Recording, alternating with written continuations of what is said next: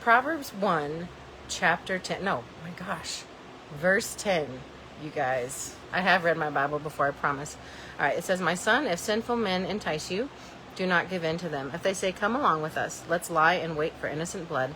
Let's ambush some harmless soul. Let's swallow them alive like the grave and whole like those who go down to the pit. We will get all sorts of valuable things and fill our houses with plunder. Cast lots with us. We will all share the loot." That's what this person is suggesting. They said, "My son, do not go along with them. Do not set foot on their paths, for their feet rush into evil. They are swift to shed blood. How useless to spread a net where every bird can see it. These men lie in wait for their own blood. They ambush only themselves. Such are the paths of all who go after ill-gotten gain.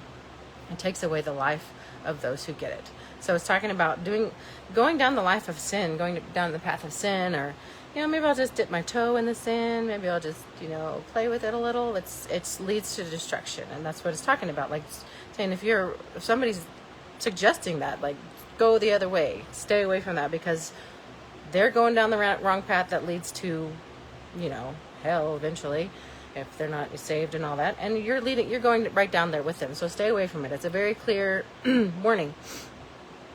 Sorry, I'm checking my messages. Good morning, Sean. Oh, Estrella, I need an actual date. I need the time. I need to know when to swing by. I'm just kidding. I'll just give you my address. Okay. So very serious warning here. Sorry for the sidetrack. She mentioned breakfast and I got, sidetracked. Then on verse 20, it says, "Wisdom's rebuke. Out in the open, wisdom calls aloud. She raises her voice in the public square. On top of the wall, she cries out. At the city gate, she makes her speech. How long will you who are simple live your simple ways? How long will mockers delight in mockery and fools hate knowledge? Repent at my rebuke. Then I will pour out my thoughts to you. I will make known to you my teachings. But since you refuse to listen when I call and no one pays attention when I stretch out my hand, since you disregard all my advice and do not accept my rebuke, I will in turn laugh when disaster strikes you. I will mock when calamity overtakes you. When calamity overtakes you in the storm, when disaster sweeps over you like a whirlwind, when distress and trouble overwhelm you." It's not good. It's not good stuff. So it says rebuke it. If it and there's hope in this message. There's hope in this passage. It says, if you repent at my rebuke, then I will pour out my thoughts to you and I will make known to you your teachings. But if you don't, then all this other stuff, all the calamity and all the bad things are going to come, and there's just nothing you can do about it. It's just coming. Verse 28, "Then they will call to me, but I will not answer. They will look for me, but will not find me, since they hated knowledge and did not choose to fear the Lord. Since they would not accept my advice and spurn my rebuke, they will eat the fruit of their ways and be filled with the fruit of their schemes. For the waywardness of the simple will kill them, and the complacency of fools will destroy them. But whoever listens to me will live in safety and be at ease without fear of harm." Okay, so again, this is a very stern warning. This is how we're starting out our Monday today, y'all. Stern warnings. "They will look to me, but I will not answer. They will look for me, but will not find me."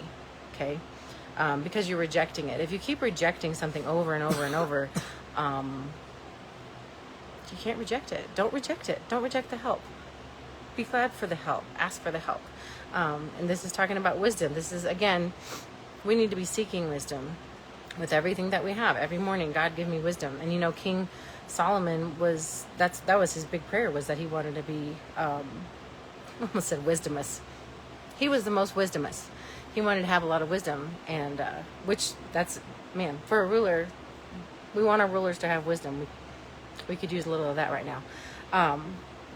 But it says, I'm going to get in on this last part. So 32, "For the waywardness of the simple will kill them, and the complacencies of fools will destroy them." The waywardness of the simple will kill them, and the complacency of fools. So complacency isn't good either. Like, complacency is just, whatever, whatever comes. But no, like, seek the Lord, seek wisdom, seek knowledge, seek his truth.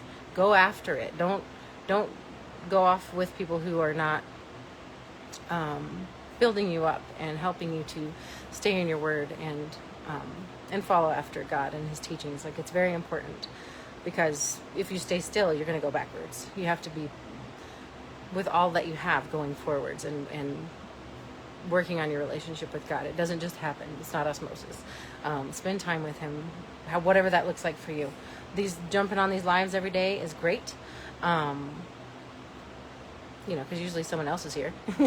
Now, that's one way that you can start out your morning. Turn on some worship music when you're getting ready in the morning. Just start with something and work on it from there. But Proverbs is a great place to find